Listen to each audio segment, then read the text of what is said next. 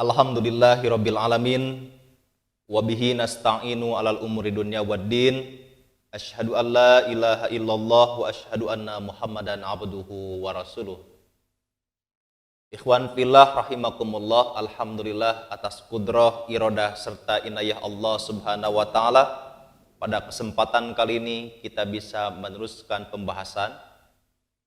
Insyaallah pada pembahasan kali ini kita akan mengenal istilah dalam gaya bahasa uslubul al-hakim. Sebenarnya istilah uslubul al-hakim ini seringkali kita gunakan untuk mengalihkan persoalan dari A ke B yang memang menurut kita itu lebih penting dari apa yang oleh penanya tanyakan. Misalkan oleh si A bertanya A, tetapi ketika jawabannya diberikan B, tentu yang diberikan ini B yang menurut oleh penjawab itu lebih berarti daripada yang ditanyakan. Ikhwan fillah rahimakumullah, gaya bahasa ini adalah gaya bahasa yang memang bijak. Orang-orang yang memang bijak dalam mengungkapkan gaya bahasa ini, karena tentu orang-orang yang bijak dalam mengungkapkan gaya bahasa ini adalah orang-orang yang cerdas secara intelektual karena tahu mana yang paling penting. Kerap kali ada orang ketika bertanya tetapi oleh si penjawab dengan jawaban B, tapi jawaban B ini tidak bermakna. Ada orang yang seperti itu. Tetapi uslubul al-hakim ini mengalihkan persoalan ini dengan makna bahwa inilah yang paling bermakna atau yang paling penting. Oke, ikhwan fillah rahimakumullah.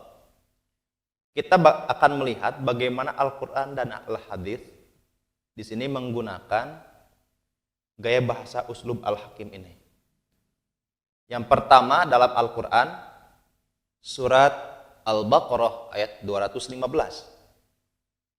A'udzu billahi minasyaitonir rajim. Yas'alunaka madza yunfikun. Mereka bertanya madza yunfikun, apa yang harus mereka infakkan.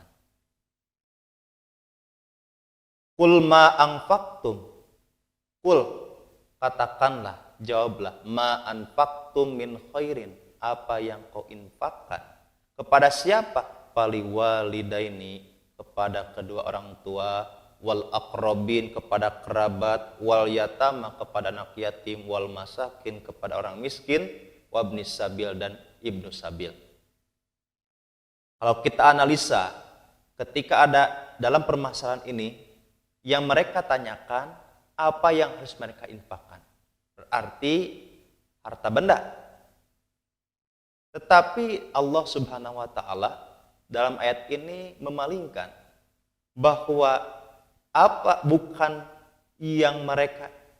yang harus mereka infakkan yang terpenting, tetapi kepada siapa? Objeknya yang paling terpenting.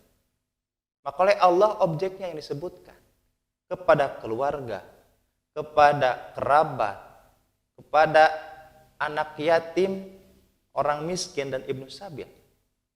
Seperti nanti dalam kasus-kasus hadis, ketika ada seorang perempuan yang memang bertanya kepada Rasulullah, kepada siapakah aku yang harus berikan infak ini?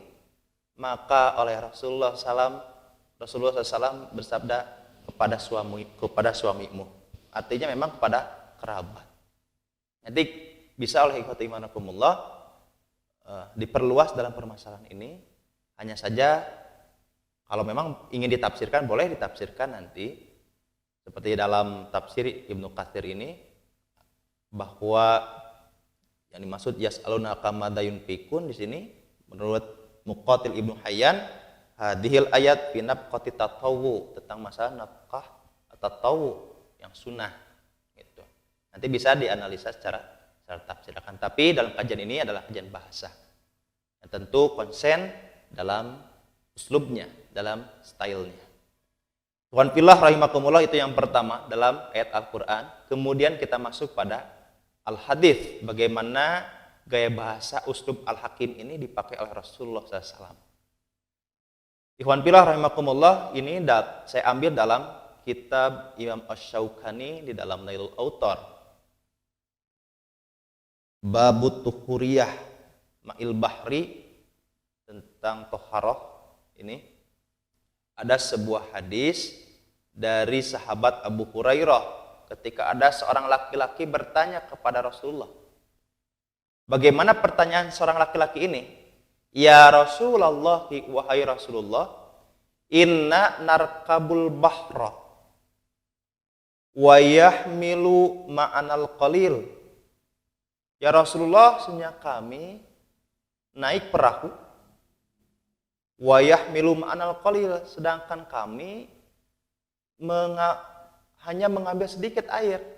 Persediaan airnya hanya sedikit yang dibawa ketika perjalanan naik perahu itu. Fa in tawadda'na, maka oleh seorang laki-laki ini diteruskan pertanyaannya. Apabila atau jikalau tawadda'na, kami berwudu bihi, dengan air itu, dengan air yang dibawa tadi, atisna, kami bakal kehausan. Jelas, karena air yang di bawahnya sedikit. Tetapi ketika datang waktu sholat, harus berwudu. Maka pilihan oleh si laki-laki ya berpikirannya ke sana, air yang tadi, yang dibawa tadi. Padahal air itu adalah air persediaan untuk minum. Kalau ini dipakai untuk berwudu, kami akan kehausan ketika perjalanan nanti. Maka ditanyakan oleh seorang laki-laki ini, afana tawadda'u bima'il bahri, apakah kami boleh berwudu dengan air laut? Nah, ini pertanyaan seorang ini. Ketika dalam perjalanan, air untuk minum membawanya sedikit, ketika datang waktu sholat, bingung apakah air ini digunakan untuk berwudu, sedangkan nanti ketika kami pakai ini, kami kehausan. Nah, maka disinilah ada gaya bahasa uslubul al-hakimnya. Faqala Rasulullah sallallahu alaihi wasallam, Rasul menjawab, huwa tahuru ma'uhu, airnya itu suci. Air apa? Air bahri tadi, air laut. Air laut itu suci. Kemudian al-hilu maitatuhu, halal bangkainya. Ikhwan fillah rahimakumullah, ini gaya bahasa Rasulullah SAW, memakai uslubul al-hakim. Yang oleh penanya ini, seorang laki-laki ini tanyakan, apakah boleh kami berwudu dengan air laut? Seharusnya jawaban Rasul iya dan tidak. Akan tetapi Rasul menjawab dari pertanyaan seorang laki-laki itu dengan jawaban bahwa air laut itu suci. Kemudian diteruskan al-hilu maitatuhu, halal bangkainya. Ini ternyata jauh jawaban Rasul dari penanya ini. Tentu jawaban ini bermakna. Kalaulah nanti ditanyakan oleh seorang laki-laki ini, kalau Rasul menjawabnya ya dan tidak saja, kan nanti laki-laki ini kan bertanya lagi pada Rasul, ya Rasul, bagaimana kalau nanti saya ketika berperjalanan ini kelaparan, sambil ngusuk, sambil mancing, apakah boleh? Gitu. Nanti kita bertanya lagi. Akan tetap Rasul SAW dengan gaya bahasa yang ringkas tetapi bermakna luas. Inilah Rasulullah SAW mengajarkan kepada kita bagaimana kita bijak dalam berbahasa. Banyak orang yang berbahasa atau berbicara panjang lebar, tapi sedikit maknanya. Ada orang yang memang kalem, humble atau orang itu, sedikit dalam berbahasa tetapi bahasanya itu penuh dengan makna. Inilah yang diajarkan oleh Rasulullah SAW kepada kita, bijak dalam berbahasa. Tentu apapun yang kita ungkapkan ini insya Allah selalu bermakna untuk kita dan untuk sekeliling kita. Ikhwan fillah rahimakumullah, kita mendapatkan pelajaran dari gaya bahasa ini, gaya bahasa uslubul al-hakim ini. Tentu sebagai pembelajaran bagi kita, ketika ada orang yang bertanya kepada kita, maka kita mengalihkan kepada persoalan yang lebih penting. Itulah gaya bahasa uslubul al-hakim. Ikhwan fillah rahimakumullah, itu saja yang dapat saya sampaikan. Mudah-mudahan ada guna dan manfaatnya. Tidak ada niat untuk menggurui, tetapi untuk mengajak berdialektika, mencermati memakai bahasa Al-Quran dan Al-Hadis. Ikhwan fillah rahimakumullah, kita tutup saja dengan doa Rabbana atina fid dunya hasanah wa fil akhirati hasanah wa qina adzabannar. Wassalamualaikum warahmatullahi wabarakatuh.